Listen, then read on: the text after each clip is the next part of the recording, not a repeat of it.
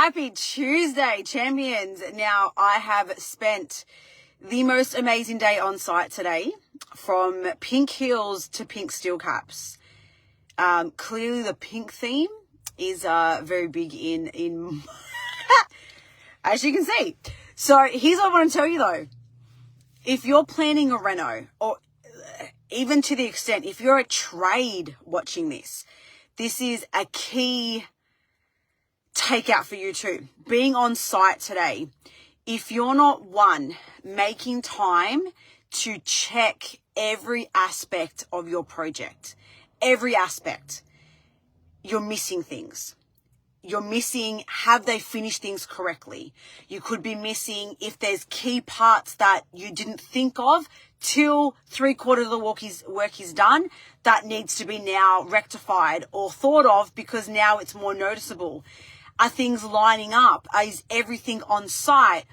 Are the trades working to the schedule that they told you? Because let's face it, we can plan a schedule, but once they're there, maybe they get held up. Maybe they're missing supplies. Things can happen on site. So if you are planning a reno and you're not on site checking stuff, you risk time delays, things not getting finished right, and budget blowouts. So I'm going to give you a couple key tips that came up today that I was overseeing. And one big thing I'm going to say, if you are the builder or you are running your project or you're a project manager, I run our clients' projects, and I also teach my coaching clients how to run their projects efficiently. You can't rush on site. You can't think you're going to be there for half an hour. I'm just going to step in, quickly check, and get out. It doesn't happen. You need to be detailed. You need to be calm. You need to be taking your time moving through, because running a project is not just making some phone calls, standing on site, having a quick look, and walking out. There is so much more that people miss. And in fact, one of my projects, my client, I think has seen, wow, we are very lucky to have you because there is a lot you do. Last week, I was managing trades, emotions, as crazy as that sounds, but regulating people on site because they're getting anxious when something's not working. And I'm not there to look over their shoulder. I'm there to come in and, hey, let's work this together. We can do this. What's happening here? Let's talk about this. Because you've got different trades coming together at different times of a project, and they have different expectations of what things will be like when they get there, when it's their turn, and they're there to do their job and then get out. And then you get there and there's things you're noticing that the other trade didn't finish, or this trade doesn't have it to where they think it should be. And they're like, hey, we can't start our job yet because of this. And it could be literally a 5-minute fix up, but they then get the shits instead of actually working out how to solve the problem. And this is the thing, you've got different personalities, you've got different aged people, you've got different cultures, all on one site, and you're pulling everything together. You need to be able to know how to communicate effectively. You need to know how to get your message of what you want across without it being that you're telling them what to do, but also without letting them feel like you've got no backbone and they can walk over you, because sadly, some of them will do that. Today, I had some amazing chats. I had some firm, assertive talks with some of the guys. I also had some joking around. This is great because if you can't balance it, they don't want to be on a site that's too full on, but they also need to be accountable for their work and responsible for their work. So it's like a bit of a happy balance of getting it together. And I'm going to say this, and I've said it before, but I'm going to say this right now to whoever's watching. Ladies, don't underestimate the power you have running male tradies. It is more a stereotype that women think they don't know enough and that they're going to be taken for granted by male tradies. I'll tell you something. I run my sites better than any male that has worked for me, including when I was married, better than anyone that worked in the company with me. that were male, because male to male is a whole different ball game to female to male. Now, that means as a female, you need to know your stuff. Don't walk in there thinking that they're going to tell you everything. But it is different because we come with more of a nurturing aspect and more of a charm that some guys enjoy just talking to you for 30 seconds. It makes their day. And so when you come in with an energy that another male doesn't have, most males are ego to ego. And I'm not bagging any males out. That's just naturally what it is. It's a masculine thing. So you've got all these guys and it's like this guy, oh, this isn't done right. And then this guy and then this guy and then the builder.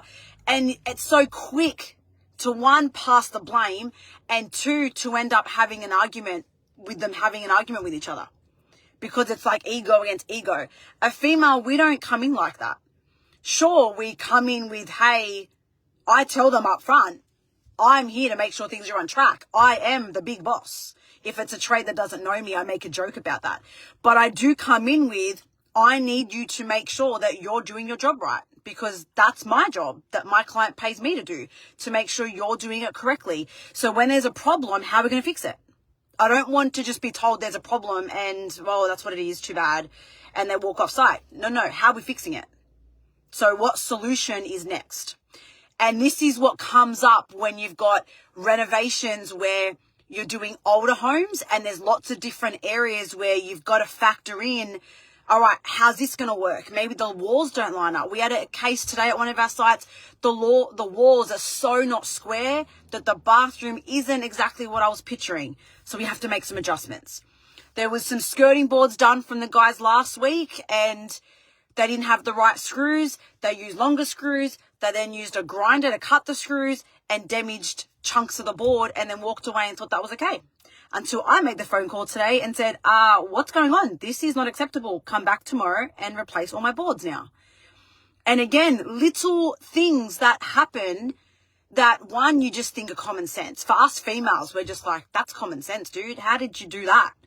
But sometimes when a trade's on site and they've had a big day and they're the last 10 minutes of finishing up, they can make the silliest decisions that end with things not going the way they want. And they're not going to sit there and replace everything. They're going to leave and just leave it. And then you have someone that's detailed like me comes through and says, no, that's not acceptable. Go redo it.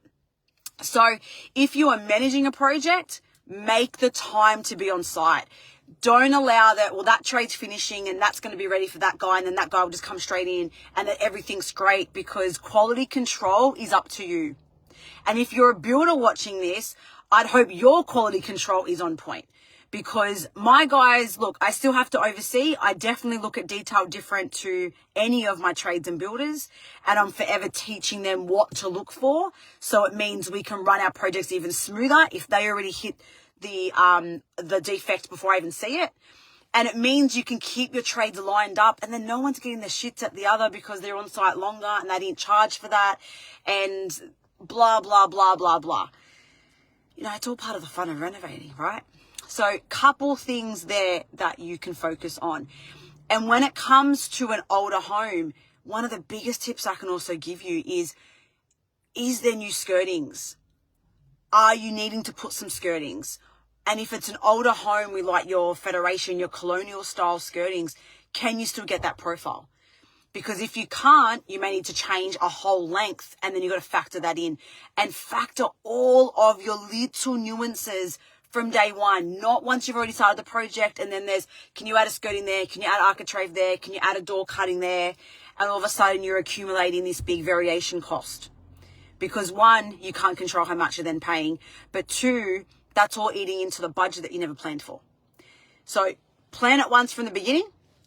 Make sure you dissect everything that's getting quoted so you know exactly what's included. Talk effectively, communicate effectively with all your team. Know when you've got to be on site to cross-check everything.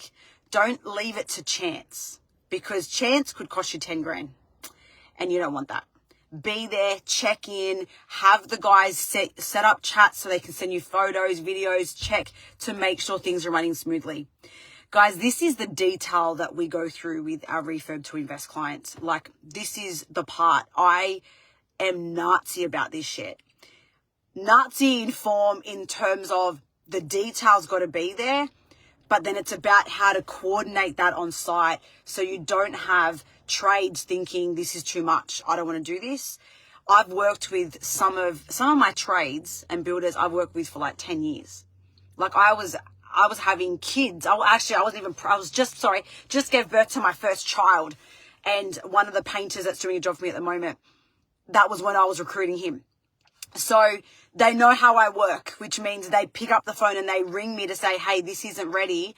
And I know the quality that you want. We need to work out how we're going to rectify this issue straight away. That's the type of trades that you want. People that will pick up the phone and not just go and paint something and then later say, oh, but that's how it was when I got here, without realizing that that's not going to work. We need to prep it better. We need to do something else with it. How's it going to be finished? Or something's incorrect completely. So make time to go check off things. Make time to understand what's your list. And that's what we also dive into with our renovation courses. For those of you that want to learn what to look for, what do you check when you go on site? How do you know? I've had clients say to me, I'm just going to go into site. And I'm like, okay. And they're like, everything's amazing. And I'm like, oh, yeah. And then I'm like, you're not seeing like 20 things that I've picked at, because that's what I know what to look for. And sometimes I pick at things that my builders haven't even seen. I'm like, did you notice that? They're like, oh shit, didn't even see that. What are you looking at then? What are you looking at when you're going to site? Because if you're not checking all those things, you're relying that they're checking it for you. And that doesn't always happen. So you want to have a smooth project. You want to not blow your budget. And end of the day, clients I work with, they're there to make profit. It's not for fun. They're there to make more ROI. They're there to sell for more money. They're there to get more equity, get more rental income. You want to do that, you need to have the right plan, the right people, know how to communicate effectively and get it done in the best efficient time so you make the most out of your property. That's it from me. You want to know more about how we can help? DM me and let's have a chat.